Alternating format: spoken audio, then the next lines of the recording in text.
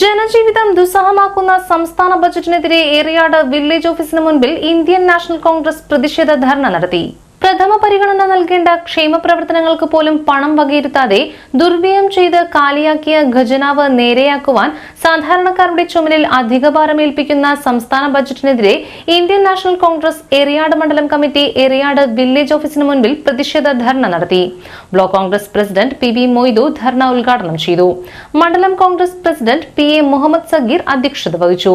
UDF Kaipamangalam നിയോജകമണ്ഡലം convener P S Mujeeb Rahman, Kerala State Service Pensioners Association സംസ്ഥാന secretary T M Kunjumoideen, block Congress vice പ്രസിഡന്റുമാരായ P K Muhammad, E K Soman, C M Moidu, Basheer Kondampully, C P Thampi, Haseena Riyas, block Congress സെക്രട്ടറിമാരായ P B Abdu, T K Aboobacker, AI Shukkoor, K S Nasar, Shiyas Edavazhikkal, K Vasantha, youth Congress നിയോജകമണ്ഡലം president Ishaq Hussain, കർഷക കോൺഗ്രസ് നിയോജകമണ്ഡലം president T A Nisar, മത്സ്യത്തൊഴിലാളി കോൺഗ്രസ് നിയോജകമണ്ഡലം president AM Nasar, മഹിളാ കോൺഗ്രസ് നേതാക്കളായ നസീമ സിദ്ദിഖ്, സുബൈദ ബാബു, ഷമീന സുഹൈൽ, സുമയ്യ നിസാർ, മണ്ഡലം committee നേതാക്കളായ E K Dasan, K A Siddique, V B Raheem എന്നിവർ സംസാരിച്ചു.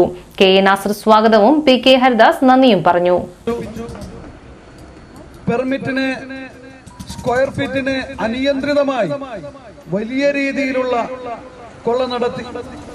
ആ കൊള്ള നടത്തിയപ്പോൾ അന്ന് ഐക്യജനാധിപത്യ മുന്നണിയും ഇന്ത്യൻ നാഷണൽ കോൺഗ്രസ് ഉൾപ്പെടെയുള്ള രാഷ്ട്രീയ പ്രസ്ഥാനങ്ങൾ കേരളത്തിൽ അതിശക്തമായ പ്രക്ഷോഭങ്ങൾ നടത്തിയപ്പോ 100% വർധനവ് വരുത്തിയ കെട്ടിട നികുതിയും അതുപോലെ തന്നെ കെട്ടിട പെർമിറ്റ് ഫീസും ഉൾപ്പെടെയുള്ളത് ചെറിയ രീതിയിലുള്ള ഒരു കുറവ് വരുത്തിക്കൊണ്ട് സംസ്ഥാന സർക്കാർ സാധാരണക്കാരായ ജനങ്ങൾക്ക് വേണ്ടി എന്തൊക്കെയോ ചെയ്തു എന്ന് വരുത്തുന്ന രീതിയിലുള്ള വലിയ രീതിയിലുള്ള ഒരു പ്രചരണം നമുക്ക് കാണാൻ കഴിയും.